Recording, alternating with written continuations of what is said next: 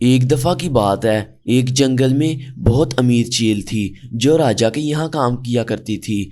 उस चील के दो नौकर थे जिनका नाम टोनी चिड़िया और कालू कौवा था। अरे अरे मुझे भूख लगी है। कालू और टोनी तुम दोनों जाओ और मेरे लिए जाके सेब लेके आओ मीठे मीठे। जी चील जी, अभी जाती है और आपके लिए सेब लेके आती हूँ। कालू चलो, चील दी को भूख लगी हुई है। इसके बाद कालू कौवा और टोनी चिड़िया जंगल में जाते हैं। वो सेब के दरख्त पे जाते हैं जहाँ बहुत सारे सेब थे। अरे ये देखो, यहाँ से सेब लेके जाओ फटाफट। मैं 2 पकड़ लेती हूँ, तुम थोड़े बड़े हो, तुम 3 पकड़ लो चलो। अरे मेरी बात सुन, मैं तेरा नौकर नहीं लगा जो तेरी बात मानूंगा।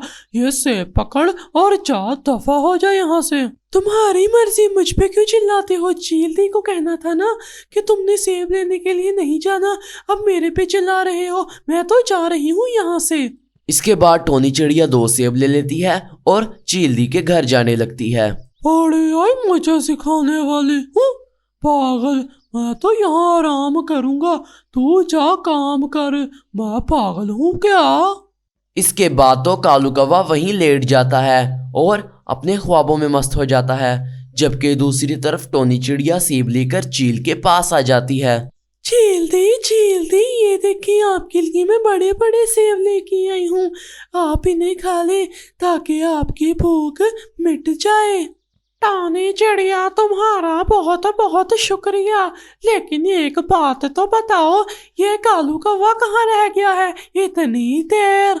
मैंने कालू कौवे को कहा था कि चील दी के लिए सेब ले आओ, लेकिन वो कहता है कि मैं नौकर नहीं लगा और वो वहीं लेट गया। मैं तो आ गई। ऐसी बात है, इसकी तो खैर नहीं, आने दो इसको। अब तो ये नौकरी से गया, आखिरी मौका दिया था वो भी इसका गया अब।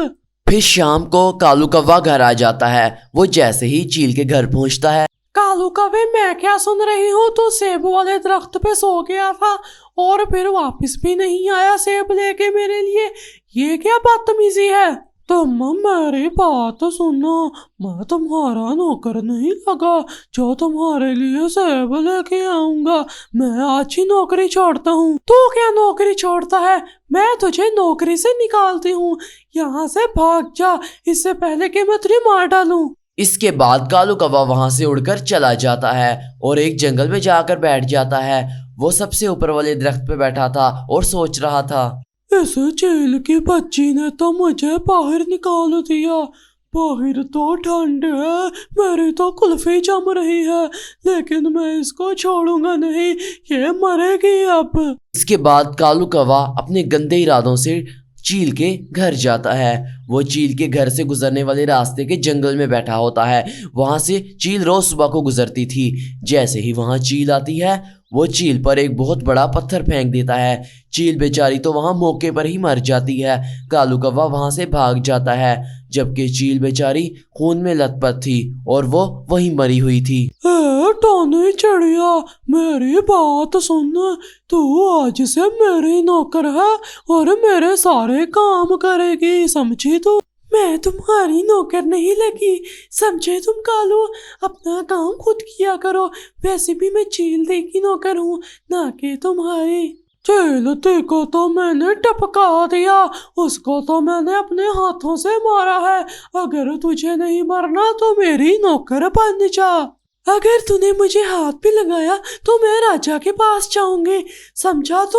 और यहाँ से जा रही हूँ मैं नौकरी छोड़ के। इसके बाद कालू कौवा टोनी चिड़िया को पीटना शुरू कर देता है। वो टोनी चिड़िया को बहुत ज्यादा पीटता है। टोनी चिड़िया को वहां से भगा देता है। वो जल्द ही ये बात जंगल के राजा मिठू तोते को पता चल जाती है। वो ये सब कुछ देखकर कहता है, कालू ने हमारे मंत्री चील को मार डाला, इसकी तो अब खैर नहीं, इसके घर में खुद जाऊंगा। सेनापति तुम वहाँ बिल्कुल भी मत आना, वहाँ मैं अकेला जाऊंगा, समझ गई तुम? कोई भी नहीं। इसके बाद मिठू तोता अपने महल से उड़ जाता है और जंगल में कालू कौवे के घर जाने लगता है। वो घर चील का था जहाँ कालू कौवा रह रहा था। अरे कालू मेरी बात सुन, अपनी मालकिन को बुला। वो कहाँ है? चील से मिलना है मुझे, मेरी मंत्री से मिलना है, उसको जल्दी बुला। कौन सी मंत्री? मैं कोई मंत्री को नहीं जानता, उसको तो मैं टपका चुका हूँ काफी देर का। तुझे तो मैं भी बताता हूँ, तेरी हिम्मत कैसे हुई चील को हाथ लगाने की, तेरे हाथ तोड़ के रख दूंगा। तू मुझे जानता नहीं है, मैं जंगल का राजा हूँ। अच्छा अच्छा, तो जंगल का राजा है, मैं तो डर गया। तेरे से नहीं डरता मैं, समझा तू? यहाँ से गायब हो जा वरना बहुत पड़ेंगी। मेरी शान इस पूरे जंगल में है और सब मेरी इज्जत करते हैं, लेकिन तेरी तो इज्जत कोई भी नहीं करता। तेरी भला इसी में है कि गिरफ्तारी दे दे, वरना क्या? मैं तुझसे नहीं डरता, समझा? मिट्ठू कहीं के बड़ी चोंच वाले राजा बन गया तो क्या हुआ?